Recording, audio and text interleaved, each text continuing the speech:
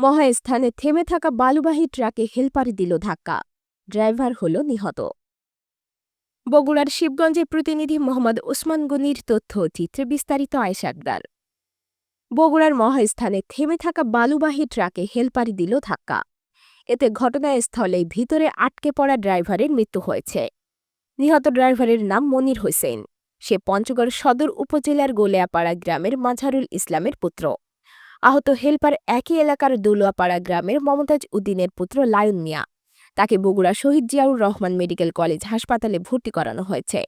প্রত্যক্ষদর্শী সূত্রে জানা যায়, সোমবার ভোর ৫টায় পঞ্চগড় থেকে ছেড়ে আসা একটি ১০ চাকা বিশিষ্ট বালুবাহী ট্রাক বগুড়ার উদ্দেশ্যে আসার পথে মহাস্থান নাগরকান্দি হাতিবান্ধা নামক স্থানে মহাসড়কে যান্ত্রিক ত্রুটিতে একটি বালুবাহী ট্রাক বিকল হয়ে থেমেছিল। এ সময় গুড়ি গুড়ি বৃষ্টিও হচ্ছিল।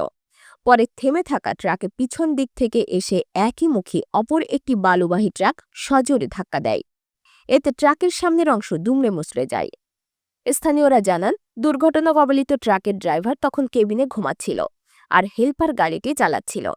দুর্ঘটনার পরপরই হেলপারকে স্টিয়ারিংয়ের আসন থেকে আহত অবস্থায় উদ্ধার করা হলেও ঘুমন্ত চালককে বের করা সম্ভব হয়নি। পরে সংবাদ পেয়ে হাইওয়ে পুলিশ ও ফায়ার সার্ভিস সিভিল ডিফেন্সের সদস্য উদ্ধারের অভিযান চালায়। এ দুর্ঘটনার কারণ হিসেবে স্থানীয়দের ধারণা, অদক্ষ হেলপার চোখে ঘুম নিয়ে চালানোর ফলে এ সড়ক দুর্ঘটনা ঘটতে পারে। এদিকে সড়ক দুর্ঘটনায় প্রায় ৪ ঘণ্টা ভিতরে আটকে পড়া ব্যক্তিকে তৎক্ষণাৎ উদ্ধারে উন্নত মানের কোনো সরঞ্জাম ব্যবহার করা হয়নি। একটি ক্রেন অ্যান্ডেলেকার ব্যবহার করার চেষ্টা করলেও সেটির ধারণ ক্ষমতা ছিল বেহাল। এ নিয়ে অনেকের মাঝে ক্ষোভের সৃষ্টি হয়।